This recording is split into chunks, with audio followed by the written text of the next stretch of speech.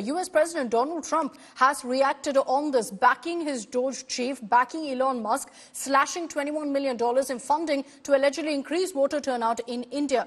Trump has questioned why this kind of money was being spent for India, saying India, being one of the highest tax-paying country, already has a lot more money. And Trump did say that he has a lot of respect for India, for Prime Minister Modi, but that the US doesn't need to give $21 million to India. And also he says clearly that India doesn't need that kind of funding from America.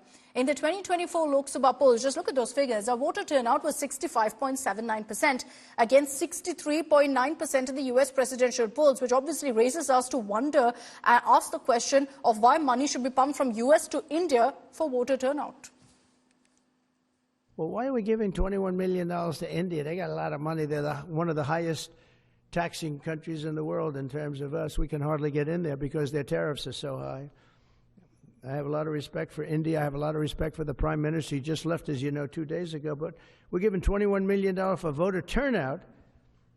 It's voter turnout in India. What about, like, voter turnout here? Oh, we've done that, I guess. We did $500 million, didn't we? It's called the lockboxes.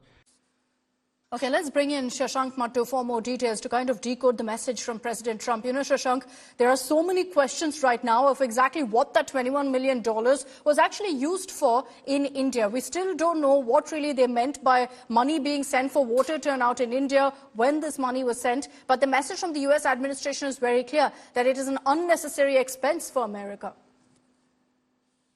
Well, at this point in time, it seems that Donald Trump and India seem to be on slightly different pages. The controversy in India and the controversy in America are slightly different at this point in time. Donald Trump seems to be thinking that this is $21 million that was given for economic aid in some senses to India, which is why he's saying that India is already so rich. Why are we giving India so much more money? So he doesn't see the angle of political interference that has propped up here in India a great deal. So he's saying that, look, this is an issue of government waste. This is money that is being used inappropriately by giving foreign aid to India. We shouldn't be doing this. They're already so rich. They tariff our product so much, and so on and so forth. So he thinks it's primarily a problem of government waste. In India, of course, it's become a very different controversy about political interference into India's democratic system, which is something that the American government hasn't picked up on at this point in time, which is how we can interpret these remarks.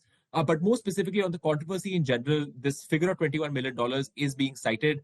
It's not exactly clear who exactly the funding has gone to, how exactly it was used, and those details are still to be discussed, has still to come out, and that money trail needs to be pulled out, because at this point in time, several of the organizations named that are US government think tanks that have been named by DOGE don't actually work in India. So there's a little bit of controversy about where they work and how this was even possible in the first place. We're still waiting for more details on that.